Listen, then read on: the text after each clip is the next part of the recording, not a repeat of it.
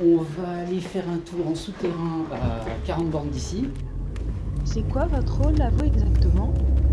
Moi, je me déplace en tant que dépanneur.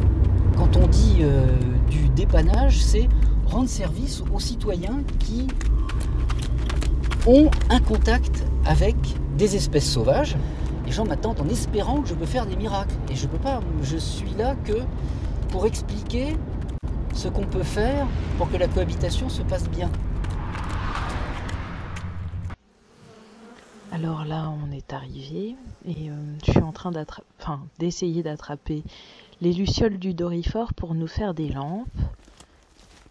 Alors, je vais prendre une lampe. Tenez. Et donc là, on va s'enfoncer sous terre.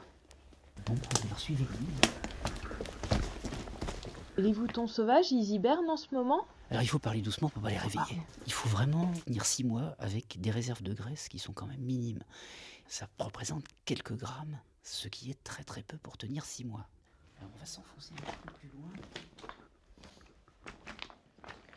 On ne sait pas pourquoi ils s'enferment. Je pense pas que c'est un problème lié à la température. Comment est-ce qu'ils restent accrochés? Alors là, le système de suspension est très pratique.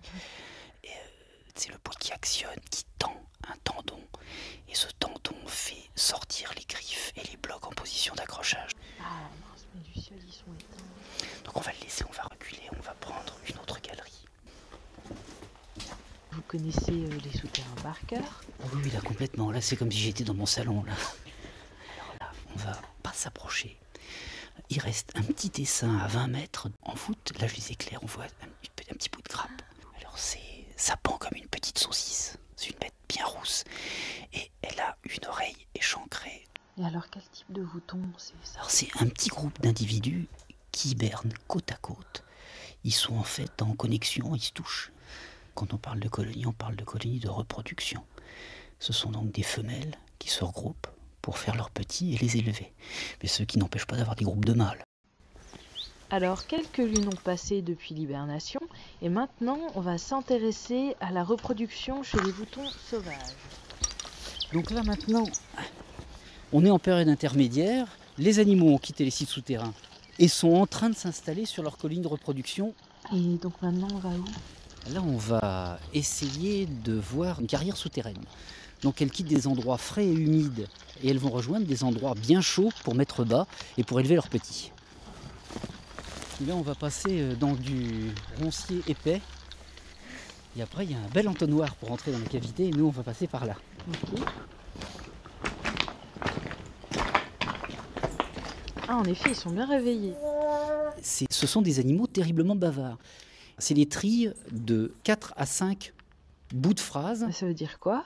Qui signifie, premier bout de phrase, un identifiant de mâle bien particulier.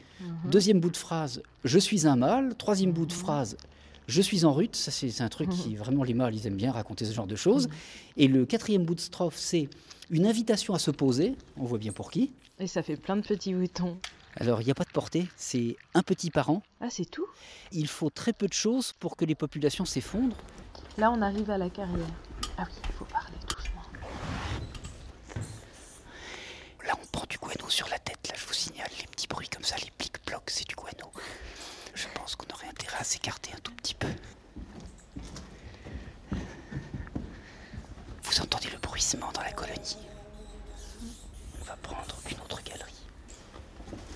Alors là, on va un peu plus loin pour pouvoir voir les premiers petits de la colonie. Alors là, vous avez un petit dans la lampe. Alors, je l'éclaire très très peu. Hop. C'est une petite bête qui fait 5 cm de haut et qui est complètement enfermée dans ses ailes comme dans un parapluie replié. On dirait une petite fille toute noire. Ah oui, c'est une toute petite femelle. On s'en va. J'ai l'impression qu'on s'est fait repérer.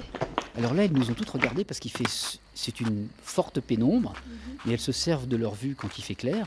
Et par contre, quand elles sont dans l'obscurité la plus totale, elles allument leur sonar et elles continuent à percevoir. C'est plus de la vision, c'est de la perception.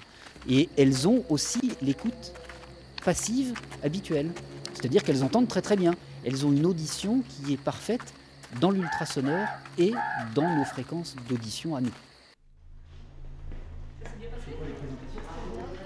Alors là, nous sommes dans le laboratoire où sont mélangés moutons sauvages et moutons domestiqués. Alors là, c'est une harpe trap, c'est en fait pour tenter de les capturer et après de leur poser une petite puce qui fera bip quand elle passera dans un petit portique. Alors on a toujours un peu honte, c'est pas gentil pour les bêtes, mais bon, on attrape quelques individus d'une colonie. Et si c'est un bébé qui se fait prendre? Bon, généralement, il suffit juste de guider le petit vers la colonie et dès qu'il entend les sons des adultes, il regrimpe tout seul. Ah, il arrive à regrimper comme ça? Alors avec ses 2 pouces, en fait, il se sert de ses 2 pouces, c'est-à-dire hop là, un crampon, un crampon, un crampon, et ça grimpe sur des structures qui sont pratiquement lisses. Et si un mouton se blesse dans l'arbre trappe, par exemple? Tant que vous n'avez pas de fracture, il n'y a aucun problème, ça se répare très bien. Mais Si les bêtes ne sont pas relâchables, il est légal, normalement, il faut que les animaux soient tués. On ne peut pas les conserver s'ils ne sont pas capables de repartir dans des cultures. vous me les montrez? Là, c'est une bête qui a pris un choc, alors un choc indéterminé, et qui a le bras gauche très handicapé. Oh, dis donc, elle est agitée, la femelle, là. Ce sont des animaux qui n'ont pas besoin d'un espace important.